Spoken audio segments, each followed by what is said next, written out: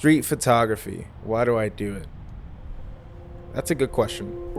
I do commercial projects and I do things in that nature that require a lot of planning and script writing and all this other stuff beforehand. But street photography is that area in space for me that doesn't require any of that nonsense. You know what I mean? You can just go out and just capture for the sake of capturing.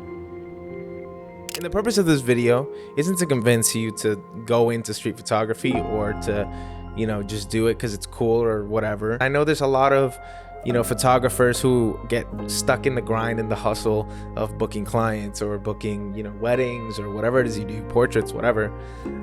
And you can get lost in the sauce and forget your roots.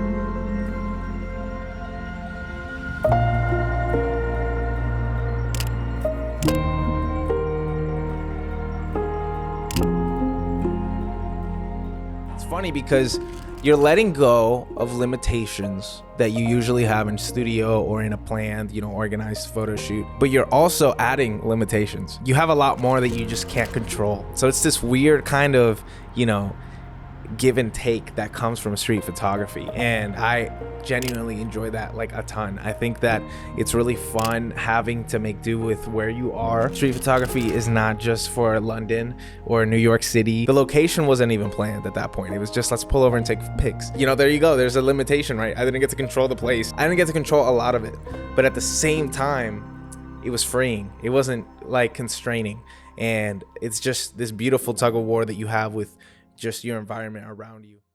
So the reason I really do street photography is because it's really a form of therapy. Like, just, this is gonna fall, bro. Jesus. Another part of street photography that's beautiful is that you become more aware of the area that you're in. I love the way I do it is I usually just put some headphones in. I listen to, you know, a playlist or whatever mood I'm in or I'm feeling. If I'm feeling sad or dark, I'll play that. If I'm feeling happy and joyful, I'll play that. You have a hyper awareness of the things around you. Like, for example, the little lighthouse photo that I took, it was of some like random storage place. And if you know, you know, but it's a random storage place. It's a little lighthouse. I guess it's part of the branding or whatever. I saw it and I was like, oh, I can take a pic of this and I can make it look as if it's, you know, not associated with that. And I can make it look dreamy. Things like that. Just being more aware of the things around you is just really cool. Like, you're walking around and even though you feel a little weird because you're this guy with a camera like without a purpose, you're also just paying attention to everything and everyone around you, being aware that somebody might come, and if they come and if I'm right here in this specific spot and if I get low enough and if I aim it in the right way so there's leading lines, it'll look good. And doing that, you're just so focused but in such a flow state. And that's another part of street photography that I really like. You know, when you're doing all of these organized photo shoots or videos or whatever, you never really get in a flow state. Like, there is no method of doing that because you're rehearsing something that's been planned. You're just kind of following an outline, or you are following some sort of idea that you already have in your head. But when you're taking photos just randomly out wherever you are, there is no script. And you get into this kind of flow state where you're just on a roll and you're taking pictures of this, you're noticing this. You know, we all have those days where we get like 20 bangers and we have those days where we get 0 bangers and everything's trash. But it's similar, and I compare it to music.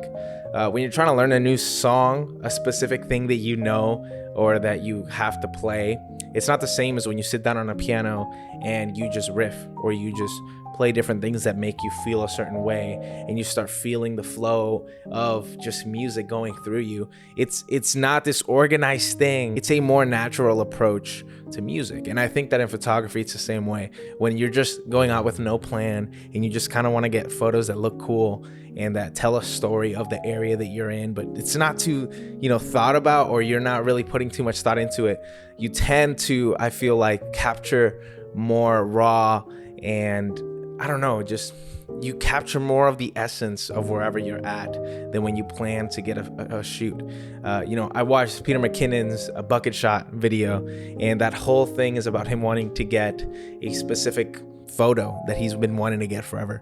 And it's amazing. It's beautiful. It's a great video. You should go watch it if you haven't already. I'm sure all of you guys watching this have gone through the Peter McKinnon black hole and you've seen that video. But in that video, there was this sense of urgency. You know, there was a sense of, which is good. It's like, it was exciting and stuff, but it was still like a planned, structured thing, even though it was a landscape photo. In street photography, and I should say in like guerrilla photography, when you're just walking around and you don't have an aim, you just want to get good photos, you don't have room to make those choices. You just have to make them in that split second. Oh, this bike rider is gonna be past me in 3 seconds. Do I want a photo of it? If I don't get this photo of it in this specific place, I'm never gonna get it again. And there's this kind of rush, but not in an urgent manner. It's just a quick, fast twitch kind of release that you get when you try to get a photo, or you find a good composition, and it's calming because you know that like it's there. You're not under any schedules, you know what I mean? You don't have to do anything. You don't have to worry about the talent getting tired or annoyed. You don't have to worry about the director telling you to do this or that. Like, it's simply you and everything around you and your camera, and it's this amazing relationship between all three of the things happening. And I think that me personally, as who I am, not just as a creative, as a person, I don't enjoy the same thing over long periods of time. I like change. I know that's weird. I know humans hate change. You know, that's how we mostly are. But I like it. I invite it. I thrive on change. I get bored. I don't think I've ever had a job like, you know, before this whole freelance thing. I don't think I've ever had a job that I've worked for over 6 months at. I just don't, I don't like feeling routine. And so street photography is my way of breaking whatever routine I'm in. It's my way of finding peace. And that's what the kind of mental side of everything, and why I enjoy it more than some, like, you know, like, don't get me wrong, if I get a shoot with Oprah Winfrey, that's such a random name. If I get a shoot with, you know, Will Smith tomorrow, and I get a really dope portrait session with him, I'm not gonna complain. Like, that's sick. But that's strictly a career thing. You know what I mean? I'm not gonna get that rush that I feel when I'm in the street just taking photos of a leaf on the ground. Like, it's not the same. And I think that you can see that authenticity through the photos. I mean, everyone knows when you watch something that's staged or that is scripted or planned, it evokes a different emotion than when it's not.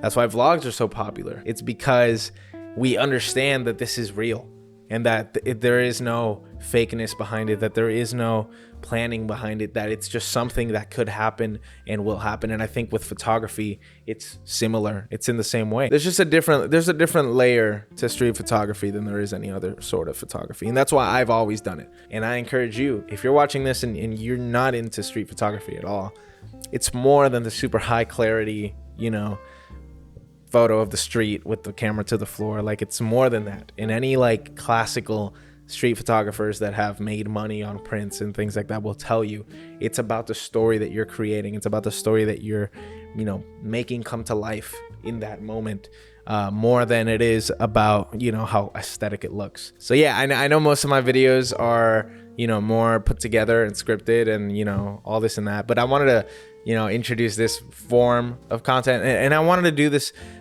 this style of, like, I'm gonna call it like photo journals. I want to start filming a bit when I go and take photos, and then tie it in and make it, like, I don't know, I hope this was a little aesthetically pleasing and you enjoyed hearing my voice over the music, and, you know, a different experience than usual. You know what I mean?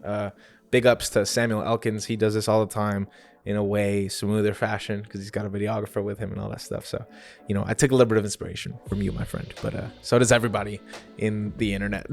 So I don't feel bad. But yeah, if you guys like this, I'll call it episode 1 of photo journals, which I won't put in the title because that won't do well in the algorithm. But if you liked it, hit like, subscribe. I want to do this a lot more. And I want to start shifting my channel into more than just a commentary, like, person and camera thing. I want it to be something that you enjoy watching outside of just hearing my opinions. So I'm excited. If you're excited for that, I'm not going to tell you again. If you didn't want to subscribe and like, you probably already clicked off of this video. But I do want to remind you guys, you know what I always say, man. I love you, and I hope you have a great day and a great weekend, or whenever you're watching this. If you had a bad day yesterday, it's a new day, okay? If you're watching this in the morning, it's a new day. If you're watching this at night, tomorrow's a new day. Even though you had a crappy day and you just want to get on YouTube and relax, I hope this video did it for you. And remember, let me focus up. I need to get a little closer. And remember, my friends, is that good? Stay grateful. Bye.